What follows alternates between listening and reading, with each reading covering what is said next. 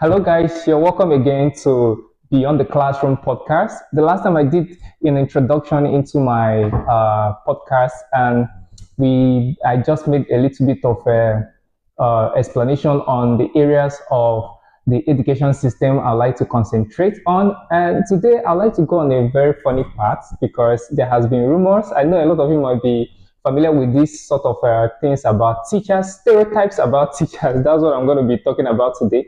But I'll be basing my emphasis on a particular story that has been going on over the years.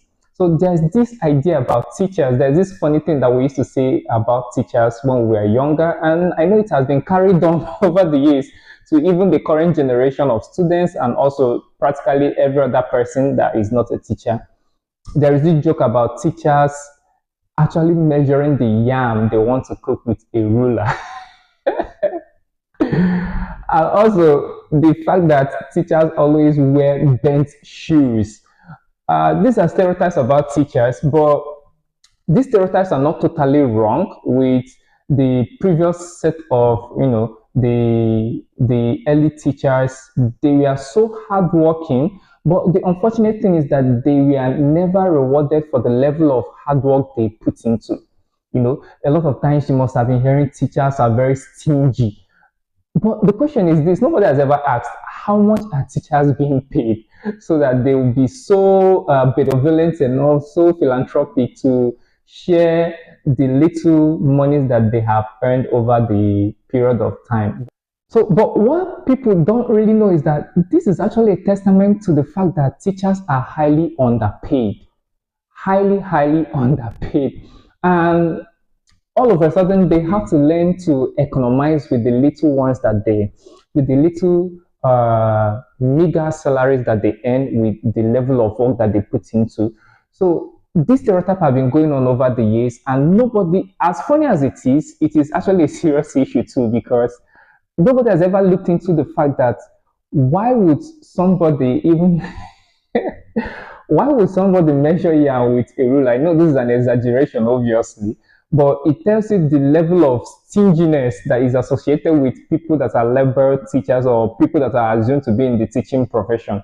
This is as a result of not being really paid or financially motivated enough for the level of work that they put into raising a generation of people that will go on to occupy different levels and different offices of different professions.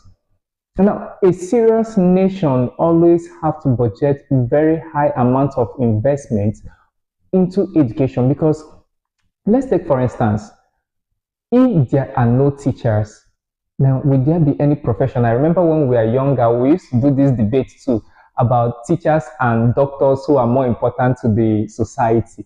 The funny thing is this: at the end of the day, they always tell us that that nobody won the debate.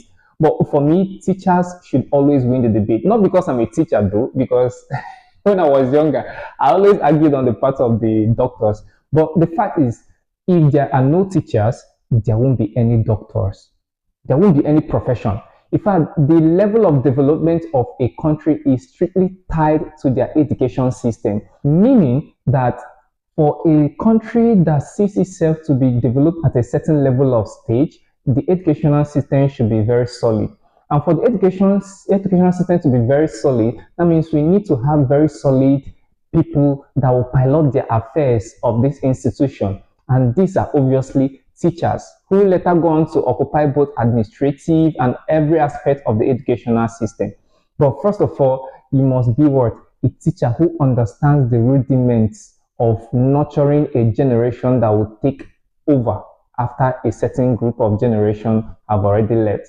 But then the unfortunate thing is this same number of, or this same group of people are not well motivated to carry out their functions or to carry out their duties effectively. Now, how do you think that somebody who is underpaid will be motivated enough to actually perform their work without any form of bias? And that's why we see there has been stories over time of students, or rather of institute of our educational system going below par. Now, there's been a lot of English being spoken about this in different TV channels, in different news outlets. But nobody has ever wondered what are the fundamental causes of this. Like those working for us in this sector, are they highly motivated? Are they really? In fact, they are one of the most, they are one of the least regarded people in the society. Funny enough, even from the way people tend to address them. But then, I'm not placing everybody in the same box. There are still people that actually make our time to appreciate the works that we teachers actually do or perform in our various schools, most especially the secondary school teachers. And I will even give kudos to the primary section, the primary school teachers. I think they are the most brutalized of all the teachers in this level. The university teachers, or those we refer to as the lecturers, they have their own association who is actually pushing for their rights. That's the ASU. I really don't know who is pushing for the rights of. I know there we have the Nigerian Union of Teachers, that's the NUT. But then, when they push for certain rights, I see most of it being in the favor of those in the government schools. I don't know who is pushing for those in the private sector because these people are brutalized. In fact, those of us in the private sector, we know what we face. A lot of things. So I don't know. Maybe somebody in the comment section can tell me organizations that actually foster the welfare, that look out for the welfare of teachers in private secondary schools. And going back to the primary section, both in the state level, the federal level, and even the private sector level, the primary school teachers have been severely brutalized. And I've had a lot of colleagues complain about so many things, and you can't even imagine. So basically, the stereotype about teachers having to measure yam with rulers or wear bent shoes is can strictly be tied to their financial capabilities. And that's why nobody wants to even marry a teacher, funny enough. I pity those young guys that are teaching, and whenever somebody hears that you're a teacher, is even of the grade. So there is not enough financial backing to actually push for the things that we want.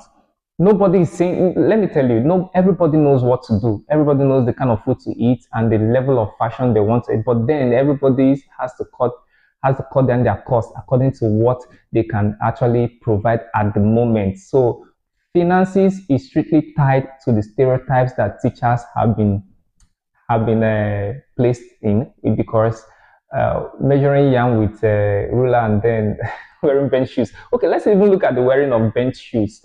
I remember a student actually coming up to me, was like, sir, your shoes are not bent like the ones I used to know.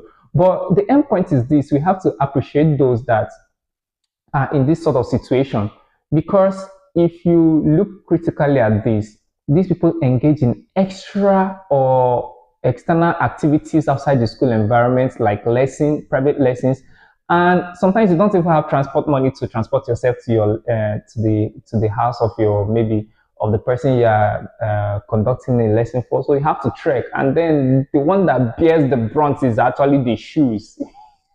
So you have to trek a very long distance in the scorching hot sun.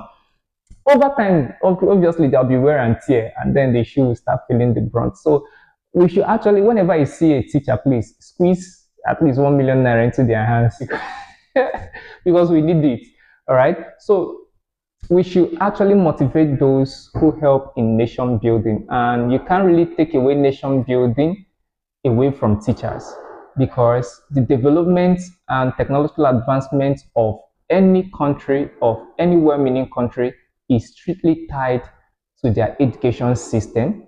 And the pioneers, the movers and shakers of the education system, are actually teachers at all levels, from pre-nursery to daycare, from the daycare, pre-nursery, down to the tertiary institutions. So we should actually appreciate those that nurture the next generation, those that build the next generation, and motivate them enough to do the work they have chosen to do, or they have dedicated themselves to do.